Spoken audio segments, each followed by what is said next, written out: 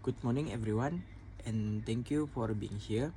Today, I will be talking about a topic that is both essential and transformative in modern education: differentiated instruction, or DI for short. Our focus is based on a powerful statement by Carol and Tomlinson, who said that differentiated instruction is not a set of strategies but a way of thinking about teaching and learning. At first glance, this might sound simple, but behind these statements lies a deep philosophy, one that challenges how we think about teaching, learning, and responding to the diverse needs of our students. So, in my presentation, I will cover four main parts. The first one is the meaning behind Tomlinson's statement. Number two is the key components of differentiated instruction. Number three is how it can be applied in the classroom. And finally, my personal reflection on what this means for me as a future educator. Let's begin by understanding Tomlinson's quote.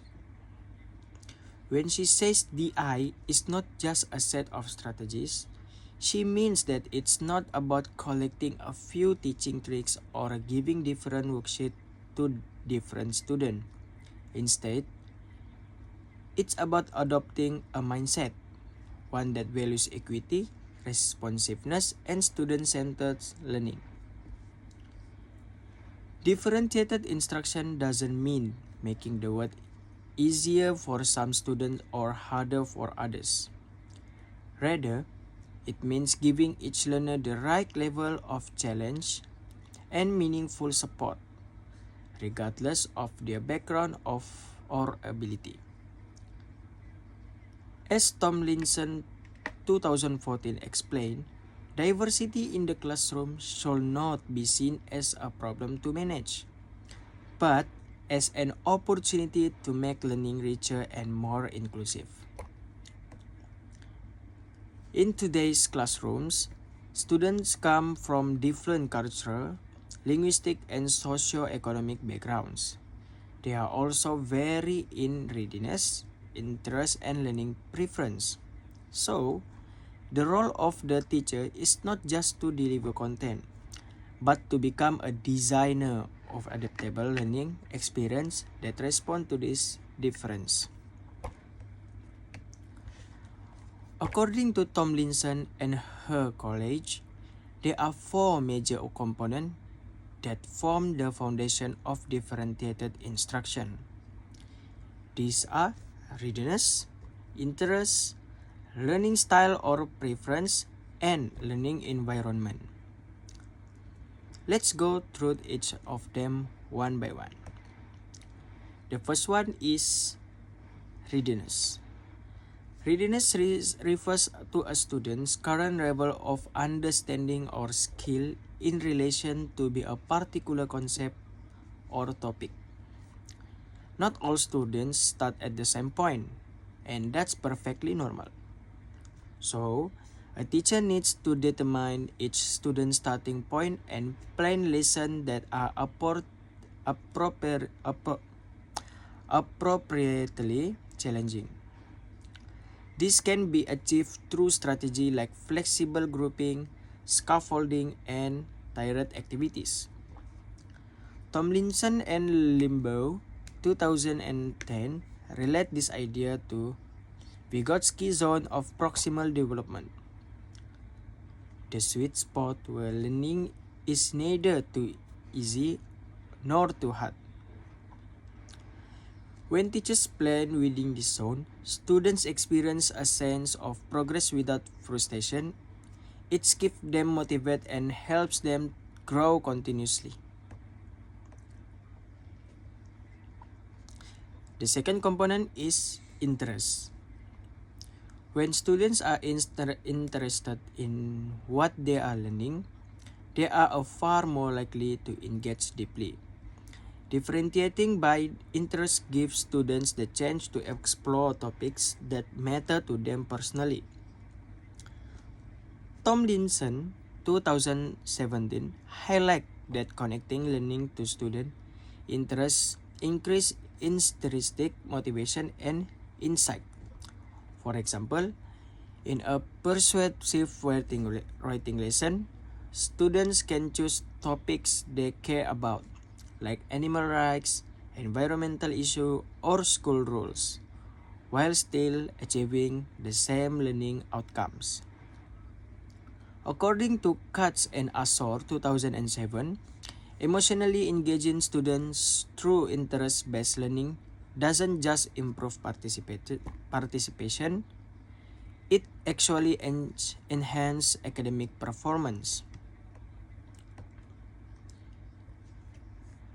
In other words, when learning is meaningful, students not only work harder, but also understand better. Number 6.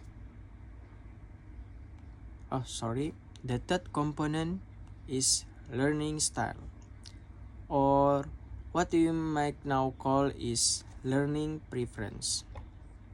Although the concept of fixed learning style has been debated, as noted by Pasler et al.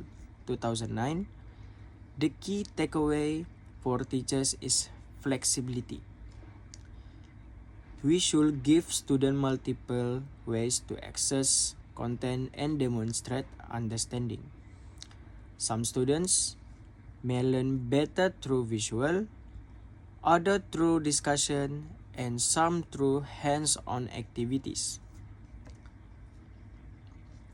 For instance, a teacher might use videos, group work, visual organizer, and written tasks to help all learners engage with the material. Sousa and Tomlinson 2011 argue that using multiple approach actually strengthens different learning pathways in the brain and build independence among students. So, the goal isn't to label students as visual or auditory learners. It's to create a classroom that honors different ways of learning. And the fourth and final component is the learning environment. A positive classroom environment plays a huge role in supporting differentiated instruction. Students learn best when they feel emotionally and physically safe, respected, and valued. This can be achieved through flexible seating, clear routines, and classroom culture built on respect and trust. Tomlinson and Moon 2013 emphasized that a supportive environment fosters higher students' achievement and greater equity. Similarly, Darling-Hammond and College 2019 found that emotionally positive classrooms enhance both student well-being and academic success. When students feel that they belong and are appreciated, they are more likely to take academic risks, collaborate with peers, and stay engaged. Now, let's see how all of these components can be applied in the real classroom. In a Year 6 persuasive writing unit, for example, differentiation can be seen in action. First, readiness was assessed using a diagnostic writing task.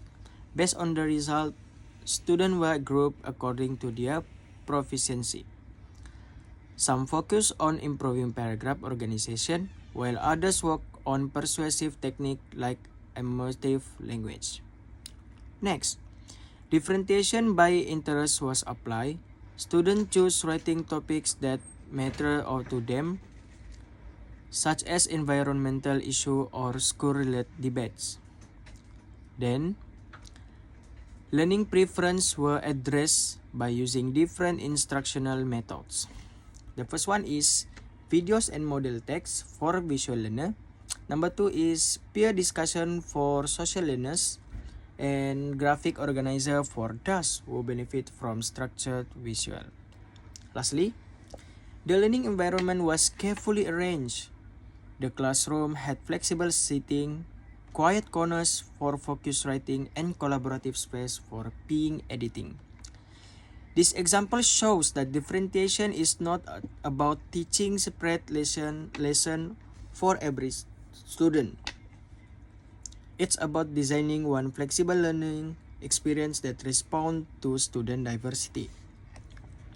So my personal reflection, through studying Tomlinson philosophy, I've become to realize that differentiated instruction is not a quick fix or a checklist. It's a mindset. It requires continuous reflection, flexibility, and empathy from the teachers.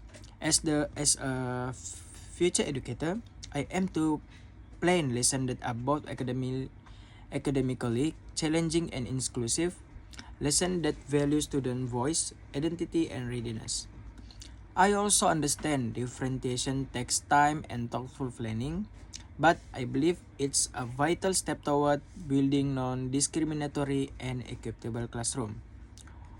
By consistently evaluating my students' progress, encouraging collaboration, and paying attention to the learning environment, I believe that every student, no matter their background or ability, can success when they are taught in a way that respect their uniqueness. To conclude, Carroll and Tomlinson's statement remind us that differentiated instruction is more than a teaching method. It's a professional philosophy. It challenged teachers to see every student as an individual with unique readiness levels, interests, and learning needs. By incorporating the four elements, teachers can create classrooms that are inclusive, equitable, and meaningful. Differentiation position teachers are reflective and flexible designer of learning experience rather than were deliverers of content. Thank you.